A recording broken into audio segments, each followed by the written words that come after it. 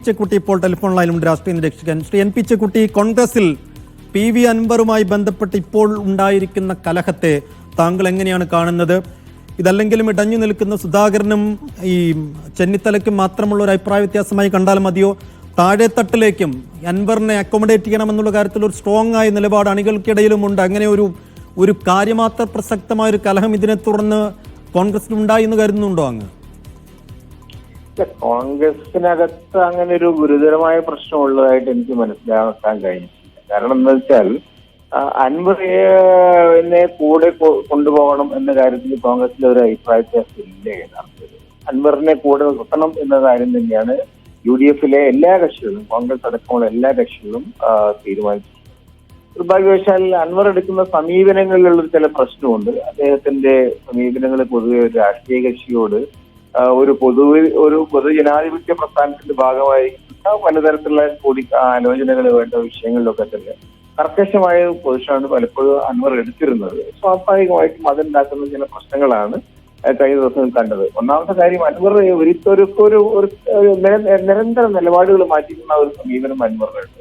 അപ്പൊ അത് സ്വാഭാവികമായിട്ടും രാഷ്ട്രീയ കക്ഷികൾക്കിടയിൽ പ്രശ്നങ്ങൾ ഉണ്ടാക്കും. അതിനപ്പുറം എന്തെങ്കിലും ഗൗരവമുള്ള ഒരു പ്രശ്നം ഇതിനകത്തുള്ളതായിട്ട് നമുക്ക് കാണാൻ കഴിയുന്നില്ല.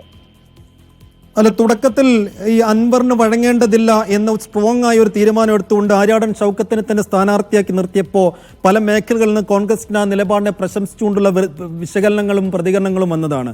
പക്ഷേ പൊടുന്നനെ കോൺഗ്രസിനകത്ത് കാര്യങ്ങൾ മാറി മറിഞ്ഞപ്പോൾ അത് ഈ കോൺഗ്രസിനകത്തെ ഈ കോംപ്ലക്സ് വാർ അല്ലെങ്കിൽ ഈഗോ വാറിന്റെ ഒരു തുടർച്ചയാണെന്ന് കരുതുന്നുണ്ടോ താങ്കൾ? അല്ല, അതല്ല. ഒന്നാമത്തെ കാര്യം, കോൺഗ്രസിന്റെ സ്ഥാനാർത്ഥി ആരാവണം എന്ന് നിശ്ചയിക്കേണ്ടത് 100% കോൺഗ്രസ് തന്നെയാണ്. അതിനകത്ത് യാതൊരു തർക്കത്തിനെയും പ്രശ്നവുമില്ല.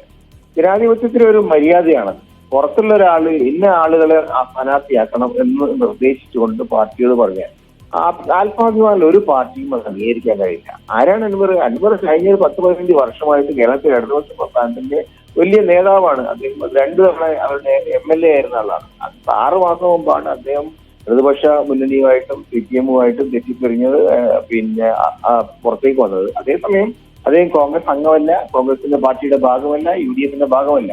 അപ്പൊ അങ്ങനെയുള്ള ഒരാൾ ഇന്ന ആളെ സ്ഥാനാർത്ഥിയാക്കണം എന്ന് പറയുമ്പോൾ സ്വാഭാവികമായിട്ടും അത് പ്രശ്നങ്ങൾ ഉണ്ടാക്കും. അത്തരത്തിലുള്ള ഒരു അനാവശ്യമായിട്ടുള്ള പരസ്യ പ്രതികരണം യഥാർത്ഥത്തിൽ അൻവറിന്റെ ഭാഗത്തുനിന്ന് തെറ്റാണ്. ജനാധിപത്യപരമായിട്ടുള്ള മര്യാദകൾ അദ്ദേഹം പാലിക്കുന്നതിൽ പരാജയപ്പെട്ടു എന്നുള്ളതാണ് പ്രശ്നം. അതല്ലാതെ മറ്റൊരു വിഷയം ഇതിനകത്തില്ല. കോൺഗ്രസിന്റെ സ്ഥാനാർത്ഥി ആരാവണമെന്നുള്ളത് കോൺഗ്രസ് തീരുമാനിച്ചു. കോൺഗ്രസുകാർക്ക് അതിനകത്ത് അഭിപ്രായ വ്യത്യാസമില്ല, UDF-നകത്തും അഭിപ്രായ വ്യത്യാസമില്ല. അവിടെയാണ് പ്രശ്നം. അൻവർ സ്വന്തം നിലയ്ക്ക് സ്ഥാനാർത്ഥികളെ പ്രഖ്യാപിക്കുന്ന അതൊരു ജനാധിപത്യ പ്രസ്ഥാനത്തിന്റെ ഭാഗമായിട്ടുള്ള ജനാധിപത്യ മര്യാദകൾ പാലിക്കാൻ അൻവറും ബാധ്യസ്ഥനാണ് എന്നുള്ളതാണ് എന്റെ വിഷയം. മറ്റൊരു പ്രശ്നം അതിനകത്തുള്ളതായിട്ട് എനിക്ക് തോന്നിയിട്ടില്ല. ശരി, നന്ദി.